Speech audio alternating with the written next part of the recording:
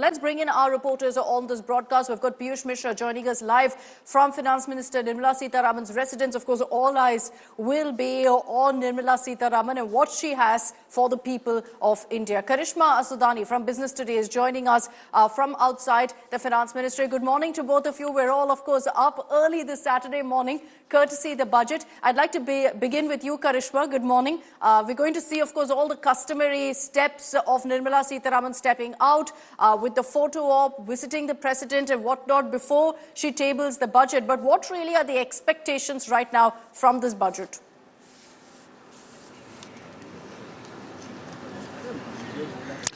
Thank you, Akshata and Sakshi. Good morning. And it's quite a chilly morning, I must say, outside North Block, where the scene is setting up for FM to arrive with her creme de la creme of Finance Ministry.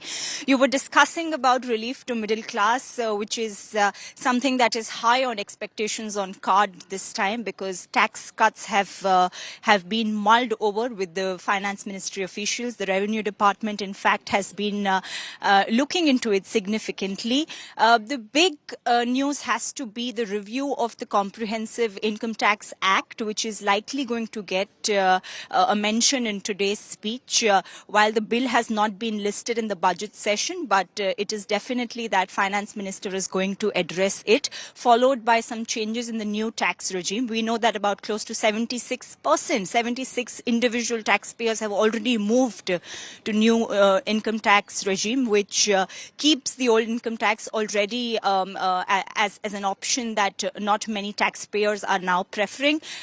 Centre may want to sweeten the deal further by increasing the standard deduction limit from 75,000 to 1 lakh, bringing some kind of relief on the tax slabs.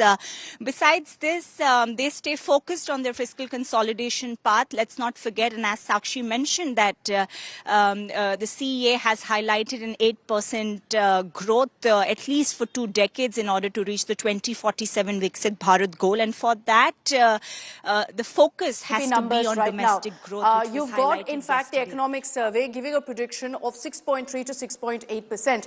You look at that and you compare India's growth story with the rest of the world, and currently you look at India's GDP growth, still much better than other countries. China's at 4.5%, US at 2.2%. So you're seeing, of course, an international impact also on India's growth figures. But for India to reach that Viksit Bharat of a developed nation by 2047, they are going to need it to touch 8%. And for that, and this is something the economic survey has referred to, the fact that perhaps it's a softening of the growth of the gross fixed capital formation that's leading to the GDP figures not really reaching an 8% or going above a 6.5%. And this is something that the government will have to also address, investment.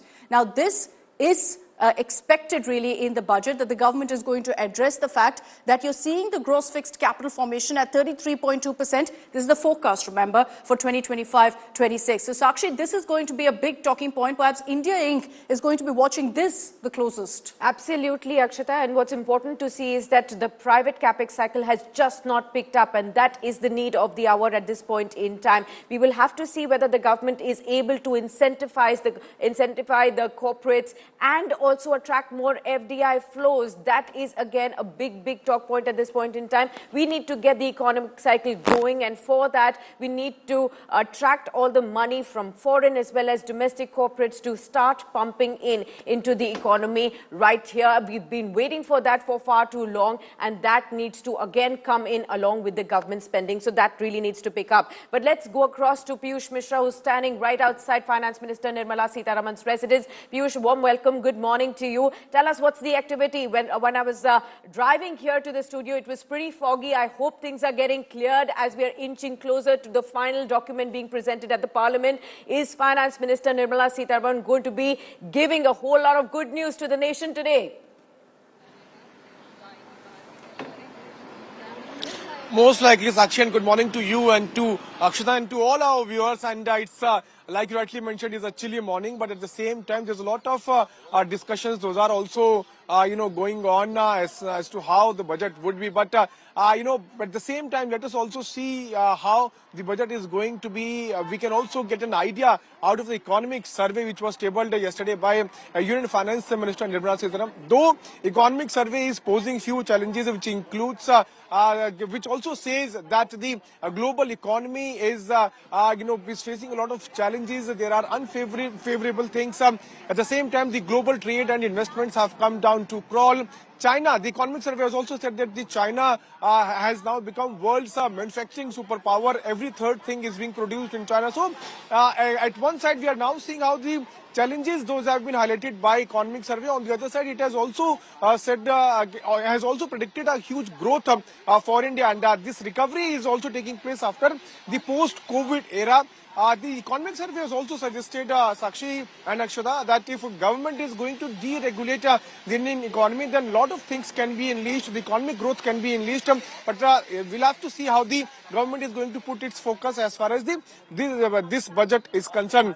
What is more important is that the middle class is going to be the big highlight this time. Why? Because in run-up to Delhi Assembly polls, we have also seen how Aam Aadmi Party chief Arvind Kejriwal released a middle class manifesto where he said that middle class must get exemptions, tax exemptions, GST rate cut, the education budget needs to be increased from 2% to 10%. There should be relaxations in health insurance premium. So multiple things have been highlighted in the middle class manifesto, which was talked about by Arvind Kejriwal. So looking at that, we can expect some sort of relief for middle class. Why? Because every time whenever the governments make promises, the middle class is always left out of the arc of social welfare schemes, and that is why it's important to talk about the middle class also. This is very much, this is a political budget as well. As much as it's about, what's going to happen, what kind of initiatives will be taken up in the budget, this is a political budget because of the Delhi elections. And the issue of tax, I think that really is the elephant in the room that everyone wants addressed. I'll just take you through, in fact, a word cloud where we kind of decode what Nirmala Sitharaman has focused on in previous budgets. And if you look at the 2024-25 budget, the big buzzword was clearly tax. 44 times the word tax was mentioned. Then you had MSMEs, industry, finance. What this does is it gives you a sense really of what the priority areas really are of the government, which is so very important. It kind of helps you understand which are the areas they want focused on. Last time around it was tax. I know everyone's got their fingers crossed that this time too, the big buzzword will be tax.